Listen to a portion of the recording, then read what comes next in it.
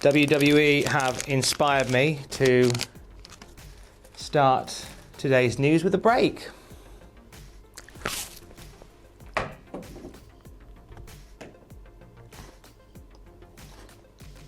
Here is your wrestling news. AJ Styles confirms AEW talks. Vince McMahon sours on a Raw star, and WWE are planning shows away from the Thunderdome. We'll talk about it in a bit. But first, they don't want none. They don't want none. They're not having any. They don't like it up 'em. That is the theme music of AJ Styles. Do not tell me otherwise. Don't even at me. And AJ is in the news this morning because it has come to light via a chat on his Twitch channel that he was chatting with All Elite Wrestling as of late. Here is the quote straight from the Allen's mouth. He says, "Listen guys, this is a business. Things have been talked about.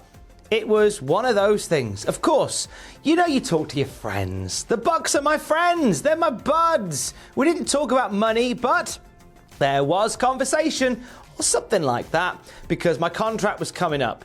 It is what it is. It's business." So yeah, there is some truth to that. AJ Styles there chatting about the likeliness of him going to AEW, kind of, sort of. So we kind of briefly mentioned something of this ilk the other week. Gallows and Anderson were talking with the Young Bucks on the Talking Shop podcast about plans for Gallows and Anderson to be a part of the first episode of Dynamite, along with another person who they did not name. And AJ Styles intimating on his Twitch channel last night that that other person was indeed, as rumours speculated, it's going to be him. Now, AJ walking out as the first episode of Dynamite would have most definitely turned some heads. And if the stories from Gallows and Anderson and AJ's corroboration are anything to go by, it came very, very close to being a thing. We mentioned last week when we talked about possible moving from AEW, from WWE to AEW, that I think there is a big move on the horizon. I genuinely think there is.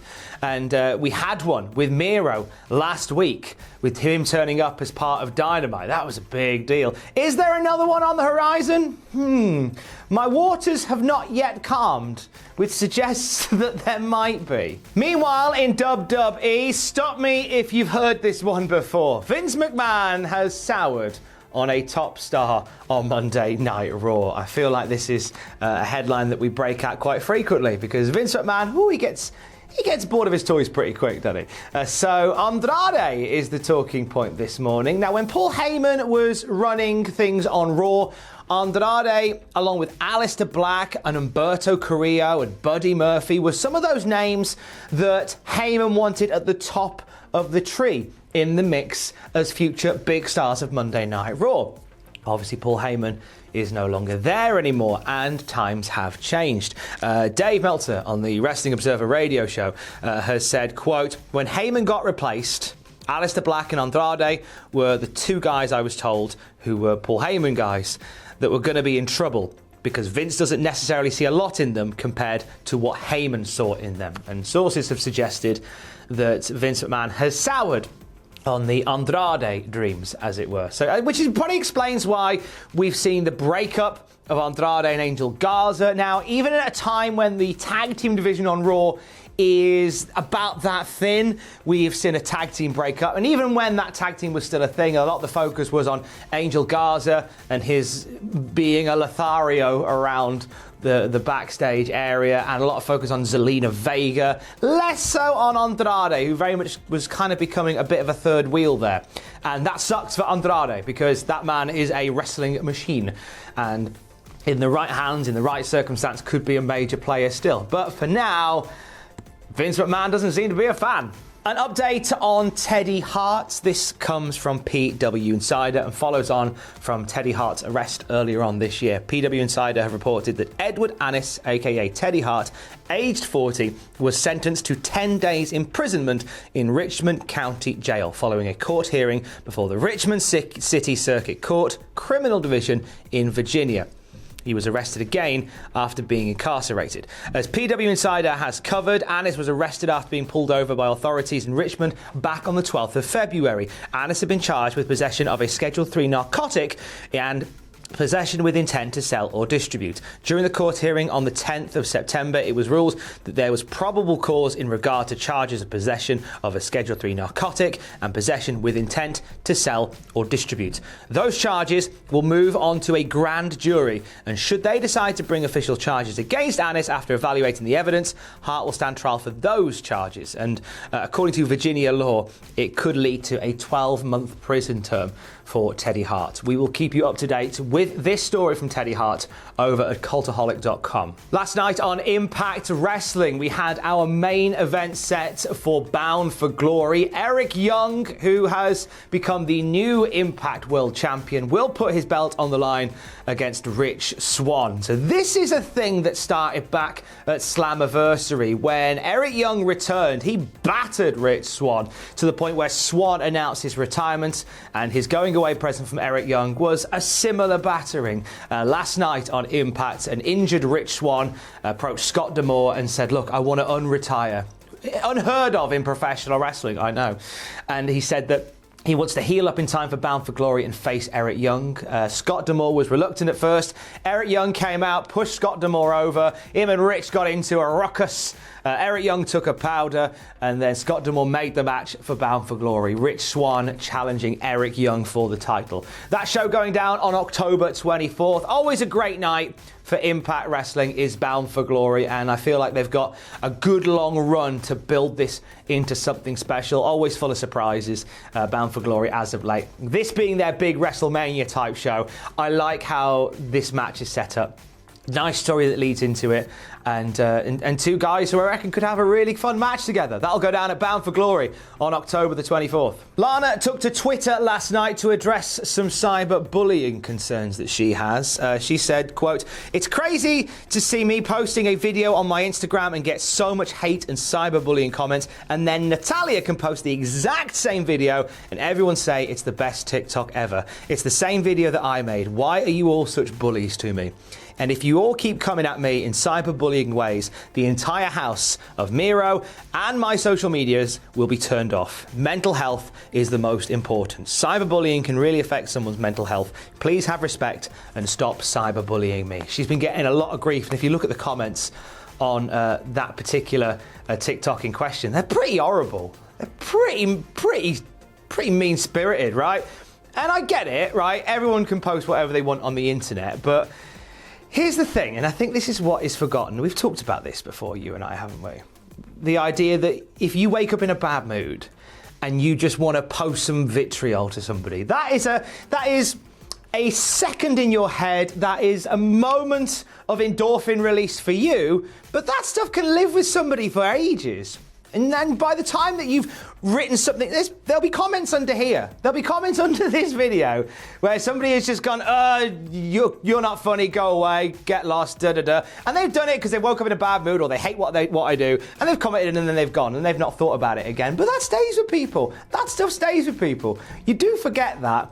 I want to put out into the world today a challenge, if you don't mind. You know how it takes a second just to write something, to criticise somebody online?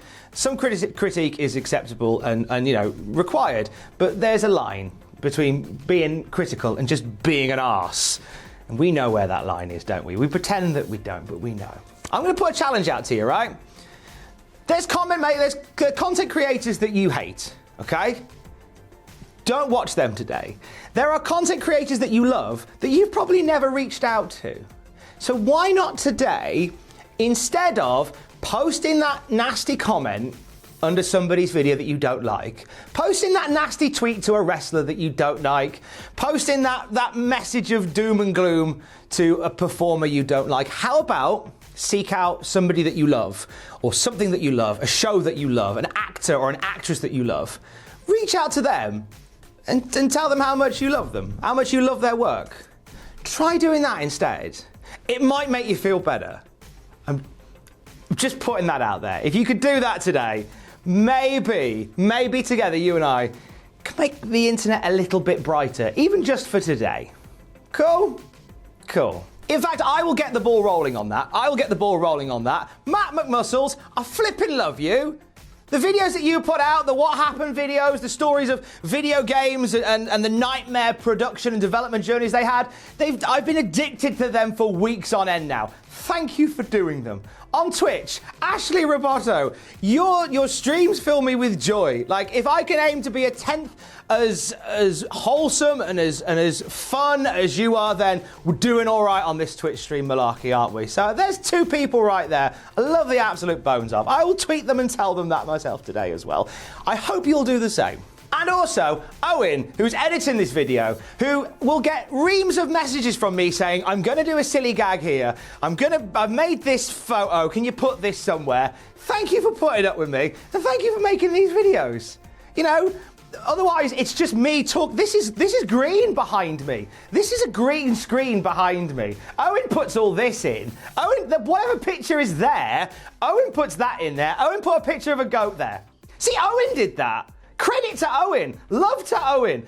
See how easy it is to spread love online instead of just being rubbish. So much easier. Love you, mate. And finally, we move on to the Thunderdome. Or, to quote Tina Turner, life beyond the Thunderdome. So we've had a lovely time, haven't we, so far, in this world where wrestling is held in front of a massive Zoom call where sometimes people hold up horrible pictures.